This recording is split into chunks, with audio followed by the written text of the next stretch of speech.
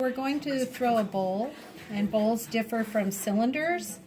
We're going to drop a hole, and unlike a cylinder where we would go down to maybe a 1/4 inch floor, we're going to leave a thicker floor, maybe up to a 1/2 inch thick. So that's my floor thickness, a 1/2 inch. That allows to cut a foot ring later on.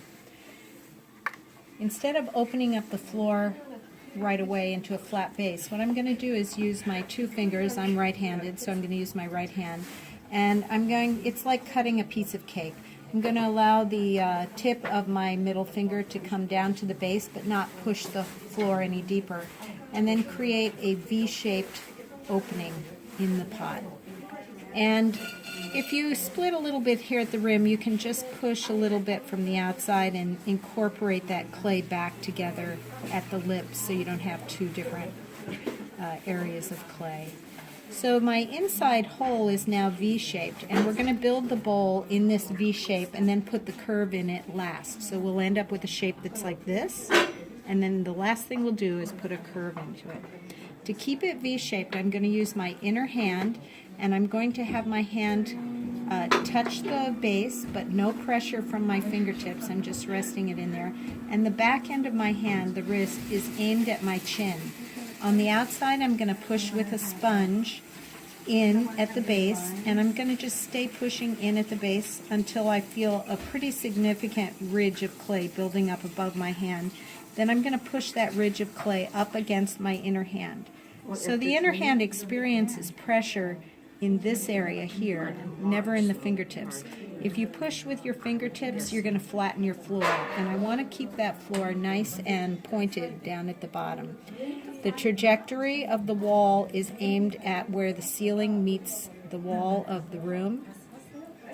So if you need to go in there and change that trajectory, you can open it up a little bit like that, or you can push on the side to close it up. But you want to try to keep that V-shaped opening so it really aims to where the ceiling meets the wall.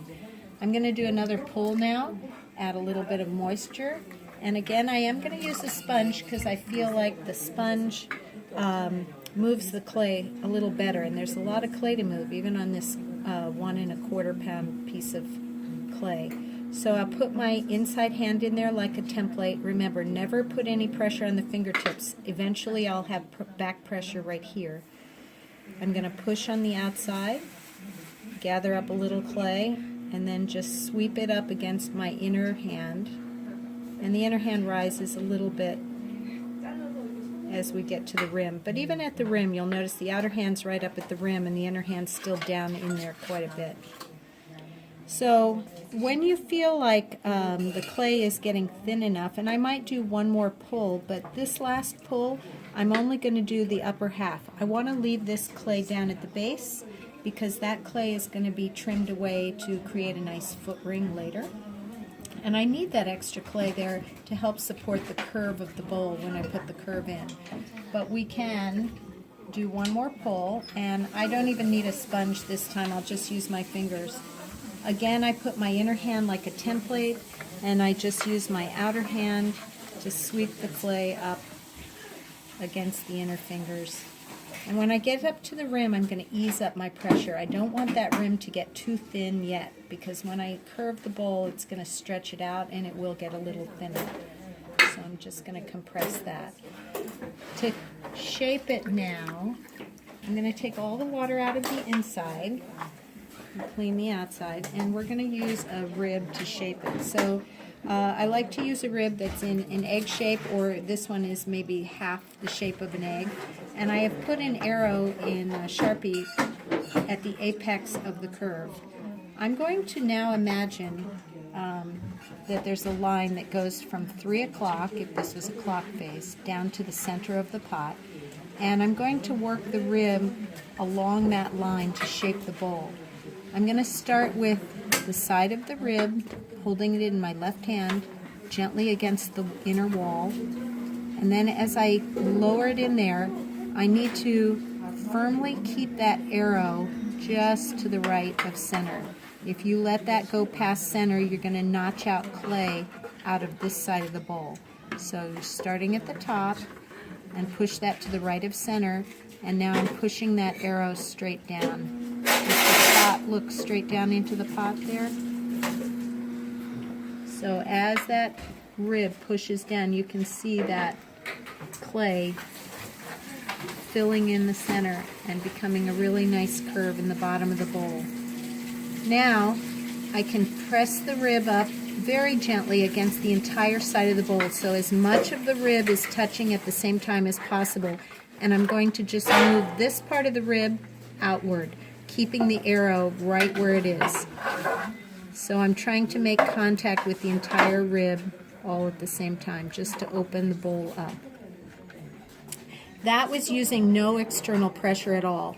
I do have a little ridge in there, so I could go in there. I'll slow down a little bit, and I will use an outside finger to just press gently in that area to see if I can smooth that little ridge. And again, note that the entire rib is making contact, and the arrow is pointing just to the right of center.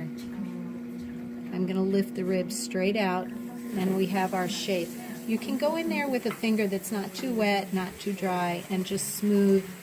If you have a little belly button down in there, you can smooth that out.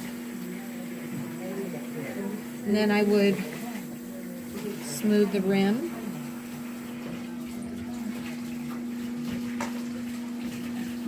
Make an undercut on the outside with a rib, or in this case, there's not a rib handy, so I'm just going to use my thumbnail to make that little undercut on the outside. And when I cut it off, I'll cut it with my wire. I'll place my hands at 10 o'clock and 2 o'clock, just like driving. Jam them in. Remember, it's okay if you make fingerprints because those are going to be trimmed away later. Tip it and then spider walk those fingers underneath so that you never touch the walls of the bowl. The outside will get trimmed from about here down to make the foot ring, and the inside is your nice curve.